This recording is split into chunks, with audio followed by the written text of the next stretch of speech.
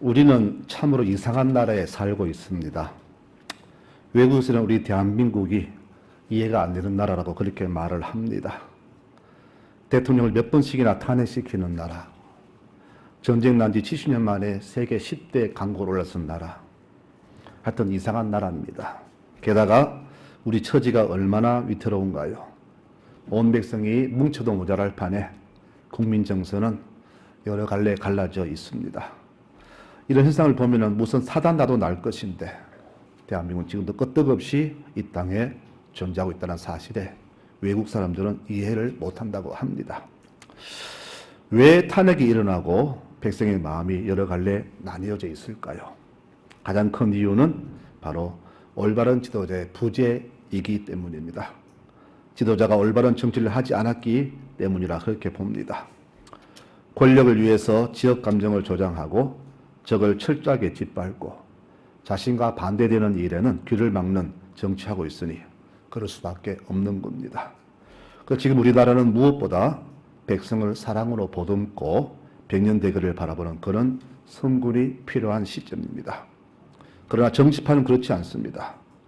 백성이 어떻게 되든 말든 간에 자기 속을 챙기기 바쁩니다. 말들은 잘하지요. 그러나 우둔한 백성들은 지도자를 믿지 못하면서도 그래도 그들을 지지하고 환호를 합니다. 참 이상한 백성들이고 이것이 대한민국의 현 주소입니다. 우리나라 다 좋습니다. 머리도 세계에서 제일 좋은 백성이 우리 민족이고요.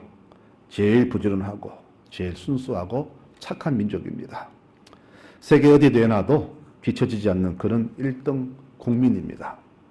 한 가지 부족하다면 바로 지도자의 부재로 꼽을 수 있습니다. 우리 백성은 제대로 된 지도자 만든다면 더 이상 불을 꽂는 그런 나라를 만들 수가 있습니다. 내일 모레 대통령 선거가 있습니다. 출사표를 보니까 인물들이 거인물의 거인물입니다. 모두 합당치 않은 사람들입니다. 하지만 그래도 우리는 선택해야 합니다. 쉽지 않은 선택의 기로에 서 있습니다. 잘못 뽑으면 또 몇 년이나 더 기다려야 됩니다. 그러면 어떤 지도자를 택해야 할까요? 일반 백성들은 자기 정치성에 맞는 사람을 선택하다 할지라도 우리 믿는 사람들은 모든 기준을 성경에 두어야 합니다. 그럼 성경은 어떤 지도자를 제시합니까? 바로 오늘 읽은 모세 같은 지도자입니다. 오늘 이 시간은 모세가 어떤 사람인가 대해서 한번 살펴보면서 그가 지도자로서 백성들을 어떻게 인도했는가를 한번 살펴보려고 합니다. 먼저 모세는 백성을 위해서 자기의 부귀영화를 포기한 지도자입니다. 이를 볼 때에 지도자의 제일 첫째 덕목은 무엇이냐? 바로 자기 포기입니다. 자기를 보존하고자 하는 자는 바로 자격이 없습니다. 자기 보존하는 사람은 권력욕에 물든 사람이기에 백성이 합당치 않은 그런 지도자입니다. 모세는 애굽 왕궁의 왕자였습니다. 가만히 있으면 왕이 될 사람인데 그는 그 자리를 포기했습니다. 왜 포기했는가? 이유가 있죠. 히브리서에 말씀합니다. 그는 왕자라 칭함받기를 거절하고 도리어 하나님의 백성과 함께 고난받기를 잠시 죄악의 낙을 누리는 것보다 더 좋아했고 그리스도를 위하여 받는 수모를 애굽의 모든 보화보다 더 큰 재물로 여겼다. 그리고 애굽 왕의 진노를 무서워하지 않고 오히려 보이지 않는 하나님을 더 무서워하였다라고 성경은 그렇게 전하고 있습니다. 그래서 우리가 모세를 구약 최고의 지도자로 꼽는 이유가 바로 여기에 있습니다. 예수님 보십시오. 자기 보좌를 스스로 포기하시고 이 땅에 오셔서 자기 백성을 위하여 수모와 멸시를 감수하시고 기꺼이 십자가에서 자기 목숨을 주셨습니다. 누구든지 자기 십자가를 지고 나를 따르지 않는 자는 내게 합당치 않다. 바로 자기 포기입니다. 지도자 제일 큰 덕목은 바로 자기 포기입니다. 자신을 먼저 버려야 됩니다. 나와 내 가족보다 내 백성을 더 소중히 여기는 사람이 바로 진짜 지도자입니다. 나와 가족을 먼저 챙기는 사람은 지도자 자격이 없습니다. 지금 정치 지도자를 보세요. 과연 몇 사람이나 백성을 그렇게 위합니까? 전부 자기 보신, 하고 있지 않습니까? 어떤 정책을 내든지 무슨 결정을 하든지 백성보다는 자기 당, 자기 그룹, 자기 집, 자기 이익을 최우선으로 대변하지 않습니까? 도로를 건설하고 다리를 놓고 토목사업을 일으켜도 백성보다는 자기 이익을 우선하고 있지 않나요? 이것이 바로 우리나라 지도자들의 모습입니다. 그런데 모세는 그 반대였습니다. 자기 누릴 그 많은 것들을 뒤로 하고 하나님 백성을 위해서 자기 일생을 다 바친 사람입니다. 지금 바로 이 나라에 그런 지도자가 필요합니다. 우리 바로 이런 지도자를 주님께 달라고 기도해야 됩니다. 하나님, 이런 지도자를 우리에게 내려주십시오라고 기도하는 여러분들이 되시기 바랍니다. 이것이 바로 첫 번째 자격입니다. 두 번째 성군의 자격은 백성을 위해서 자기 목숨을 기꺼이 던질 수 있는 지도자입니다. 오늘 읽은 우리 말씀이 바로 오늘 이 이야기입니다. 모세가 시내산에 올라갔습니다. 40일간 거기서 하나님과 거하면서 금식하면서 주의 뜻을 받습니다. 근데 백성들은 난리 났습니다. 모세가 죽었다. 이제 우리를 인도할 수 있는 신을 새롭게 만들어 달라. 아론에게 부탁을 합니다. 말이 부탁이지 사실은 협박이었습니다. 그 협박이 어디 나오는지 오늘 읽은 35장 21절에 나옵니다. 모세가 아론에게 이르되 형님 어째서 이 백성들이 이토록 무서운 죄를 짓도록 금송아지를 만들었습니까? 라고 묻자 형님 말합니다. 동생아 제발 노하지 마시게나. 이 백성들이 얼마나 악한지는 자네가 더 잘할 것이 아닌가. 이 대목에서 이 백성들이 하나님을 버리고 송아지를 하나님 대신에 만들어달라고 그렇게 협박했음을 보게 됩니다. 하나님 무서운 줄 모르고 제사장까지 협박하면서 바로 급박한 자가 바로 이 백성들입니다. 한마디로 용서가 안 되는 그런 자들이죠. 아론은 할 수 없이 그들이 인정할 수 있는 금송아지 만들어서 그들에게 하나님이라고 지정을 해 주게 됩니다. 여러분, 믿음은 보지 못하는 것을 믿는 것입니다. 그런데 인간은 내 눈에 보여야 되고 내 귀에 들려져야 되고 손에 잡혀야만이 믿습니다. 이것이 인간의 믿음입니다. 믿음은 보고 듣고 만져서 믿는 것이 믿음이 아닙니다. 보지 못하고 만지지 못하고 내 귀에 안 들려도 하나님의 살아계심을 믿는 것이 바로 믿음입니다. 그런데 이들은 눈에 보이는 신을 원했습니다. 바로 인간은 이런 존재에 불과합니다. 눈에 보이고 귀에 들리고 손에 잡혀만 믿는 존재들이 바로 인간입니다. 보이지 않는 영원한 세계를 들려주어도 믿지 않는 자, 바로 이렇게 어리석은 자들이 바로 인간입니다. 그래서 금으로 만든 그 송아지가 하나님을 스스로 믿는 그 앞에서 춤추고 먹고 마시는 그들이 바로 모세가 인도한 그의 백성이었습니다. 이 모습에 하나님 얼마나 빡쳤을까요? 뭐 이런 것들 다 있어. 하나님은 진노하셨습니다. 모세야 빨리 내려가라. 이 백성이 내 명을 어기고 송아지를 자기 신이라고 믿는구나. 하나님 화가 많이 났습니다. 그분은 좀 전에 이런 말씀 안 하시는데 오늘 이 말씀에서 폭탄 선언을 하시죠. 그 폭탄 선언을 쉬운 성경으로 읽어드리겠습니다. 모세야 내가 이 백성을 보니 도저히 안 되겠다. 정말로 이들은 악하고 고집이 세구나. 이제 네가 나를 말릴 생각하지 말아라. 내가 너무 화가 나서 이들을 다 없애버리고 대신 너에게 더 큰 날을 세워주겠다. 라고 이런 말씀을 하십니다. 이 얼마나 솔깃한 제안입니까? 여러분, 지난날을 돌아보니 참으로 기억하고 싶지 않은 일들이 얼마나 많았을까요? 여러분, 탈출한 지 한 달 만에 폭동이 났었습니다. 배고프다. 차라리 애굽에 있으면 더 나았다. 왜 우리 이곳에 불러서 굶어 죽게 하는가? 종이어도 거기서는 배는 안 고팠다.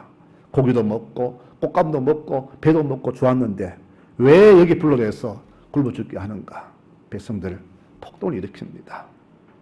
모세는 기가 막혔을 겁니다. 그런데 상상할 수 없는 일이 일어났죠. 오늘날 갑자기 사막 한가운데 하늘에서 만나가 비 오듯 떨어집니다. 메추리가 온 하늘을 덮으며 그 진정을 가득 메웠습니다. 백성들은 먹을 게 생기자 금세 불만은 사라지고 맙니다. 이를 보면서 느끼는 것은 수백 년간 노예로 살던 이들에게 자유는 그리 중요하지 않았습니다. 그저 내 배만 부르면 행복이라고 느끼는 자들이 바로 그들이었어요. 한마디로 이것을 성경에서는 노예 근성이라 그렇게 말합니다. 여러분, 내 배만 부른다고 해서 어떻게 하든지 그것을 버리고 내 몸만 사자는 그것은 결코 인생이 아닙니다. 이런 자들 데리고 약속 땅에 가려는 모세의 심정이 어땠을까요? 우리는 그 심정을 이해해야 됩니다. 하지만 그는 화가 났으나 이렇게 백성들에게 부드럽게 권면합니다. 여러분, 다시는 우리를 원망하지 마십시오. 우리를 원망하면 곧 하나님을 원망하는 것 같습니다. 라고 그들에게 아주 온순하게 권면합니다. 저들의 그 무지함까지도 가슴으로 안고 이해하는 사람, 그가 바로 모세의 진면목입니다.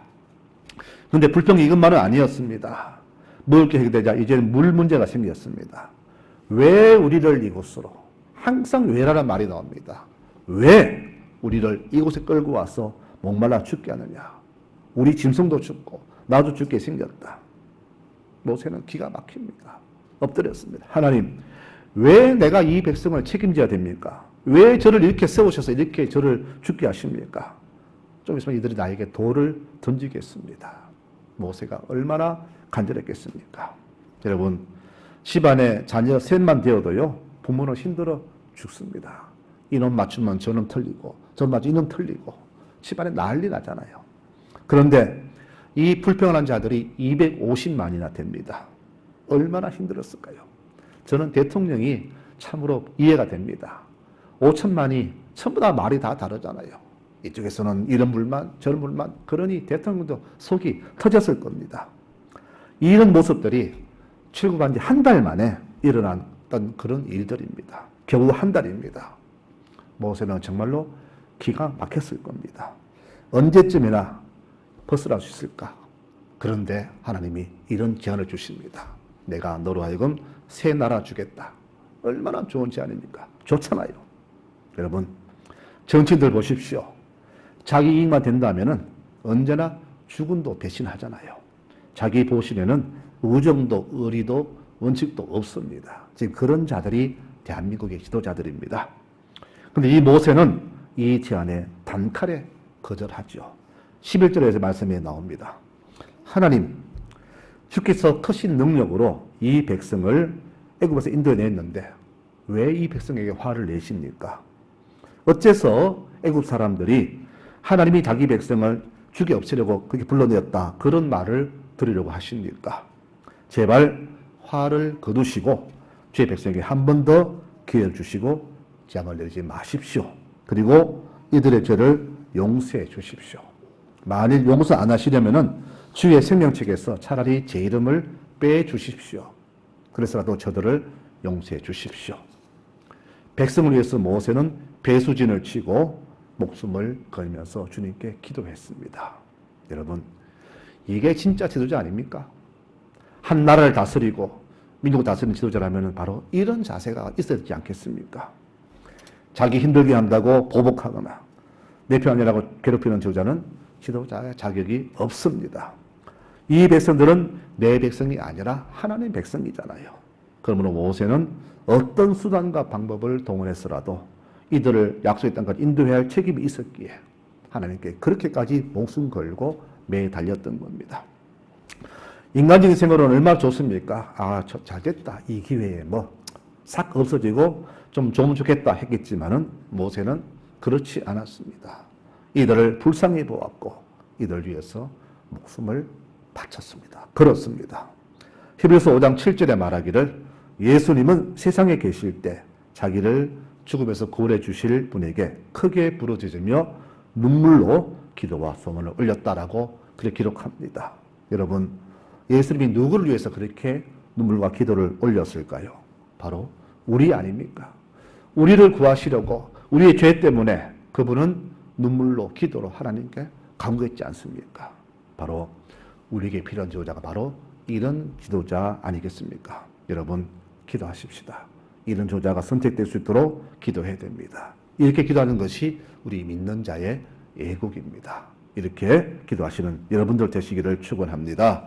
마지막으로 모세를 보면은요, 모세는 백성이 복받아 살도록 늘 기도했던 그런 사람입니다. 하나님의 제안을 거부한 후에 모세가 하나님께 드린 기도를 한번 볼까요? 13절에 봅니다. 주여, 주의 종 아브라함과 이삭과 야곱을 기억하십시오. 주께서는 그분들에게 하늘의 별과 같은 많은 자손을 주시고 또 약속하신 땅을 그들 후손들에게 영광스러워 주시겠다고 맹세하시지 않습니까? 그러니 분노를 거두시고 약속대로 이루어 주십시오. 여러분, 한 나라의 부강, 번영은요, 지도자에 있겠지만은 바로 하늘에서 주셔야 됩니다. 하늘이 복을 안 주시면은 한 나라 민족은 절대 부흥할 수가 없습니다. 아까 가만히 생각해 보니까 6.25 끝난 지가 72주년 되더라고요. 올해가요. 72년 만에 세계 최하 빈국에서 개인소득 $50였습니다. 그래서 세계 10대 강국 들었으니까 이거 우리 힘이라고 생각합니까? 아닙니다. 하나님의 축복입니다. 여러분, 물론 지도자의 귀한 리더와 백성의 근변성실함이 있었겠지만은 무엇보다 하나님의 축복이 아니면 안 되는 겁니다. 여호와께서 성을 안 지켜주시면 우리의 수고는 헛됩니다. 안 되잖아요. 오늘 모세가 한 기도가 바로 이겁니다. 비록 개인적으로는 저 백성들이 믿고 참으로 싫지만은 그래도 저들이 잘 살도록 마음을 다해서 기도한 축복을 빈 지도자가 바로 이 지도자 모세였습니다. 광야 40년 날마다 불안의 연속이었죠. 가도 가도 끝이 없는 모래만 광야만 나왔습니다. 언제 틀지 모르는 시한폭탄 같은 날들이 40년 내내 이어졌잖아요. 그러나 그는 그 40년 세월을 인내로 견디었고 누구보다 이 백성을 사랑으로 지도했습니다. 그 모습을 하나님도 인정해 주셨습니다. 모세의 그 온유한 성격은 이 땅에 누구도 따라올 수 없다. 바로 하나님이 가장 믿을 수 있는 지도자, 바로 모세였다고 그렇게 성경은 말합니다. 백성들요, 양들처럼 무지합니다. 그러므로 백성에게는 무엇보다도 자신을 이해해주고 감싸주는, 아픔을 알아주는 어머니 같은 군주가 필요합니다. 무지한 이들을 힘으로 짓누르고 햇바른 군주는 지도자가 아닙니다. 힘없는 백성을 감싸주고 이해해주고 돌보는 것이 바로 군주입니다. 무지하다고 총칼로 위협하는 군주는 군주가 아니, 혹 나라가 위험에 처했다 할지라도 안심하도록, 요동치지 않도록 그렇게 안심시켜주는 아버지 같은 넓은 아량을 가진 사람이 지도자여야 됩니다. 괜찮습니다. 우리 나라가 여러분들을 보호할 것입니다. 끝까지 보호할 것입니다. 걱정 마세요. 내 목숨을 걸고 나라 민족을 지킬 것입니다. 이렇게 안심 주는 사람이 나와야 되는데 그렇지 않잖아요. 틈만 나면은 북한, 핵, 경제 불안, 늘 백성을 불안하게 만들잖아요. 왜 자신 있게 이 나라 책임지겠다, 걱정 말라고 그렇게 자신 있게 통보 못하나요? 왜 그렇게 하면 안보를 덜먹이면서 경제를 들고 나면서 협박과 위협을 일삼는지요? 여러분, 우크라이나 대통령 보십시오. 국민들에게 자신 있게 말하잖아요. 우리는 이깁니다. 걱정 마십시오. 나를 믿고 따르세요. 백성이 믿고 따르잖아요. 모세를 보십시오. 백성이 알지 못하는 그 숱한 죄악들 속에서도 그들을 목숨 걸고 지켜주었잖아요. 하나님, 차라리 내 이름을 지워주시고 저들을 용서해 주십시오. 이렇게 3년쯤 겪은 40년 지나자 이스라엘은 이제 약속의 땅에 들어가게 되고 정복 준비를 하게 됩니다. 그런데 모세는 그 땅에 들어갈 수가 없게 되었습니다. 하나님이 그의 입성을 금하셨습니다. 여러분, 모세는 결코 불평하지 않았습니다. 지도자는요, 절대 대가를 바라면 안 됩니다. 일생을 다 바쳐 수고를 했어도 그 후에 모든 영광과 존귀는 내가 받는 것이 아닌 하나님께 돌리고 백성이 다 누리도록 하면서 자기는 역사 지켜으로 쓸쓸히 물러날 수 있는 지도자, 바로 이런 사람이 바로 진짜 지도자입니다. 모세가 그랬지 않습니까? 우리 지도자를 보면은 물러서도 쉼없이 뒤에서 조종하고 불안일으키는 사람들이 얼마나 많습니까? 참으로 추하고 흉측합니다. 이런 지도자가 어디 정치뿐일까요?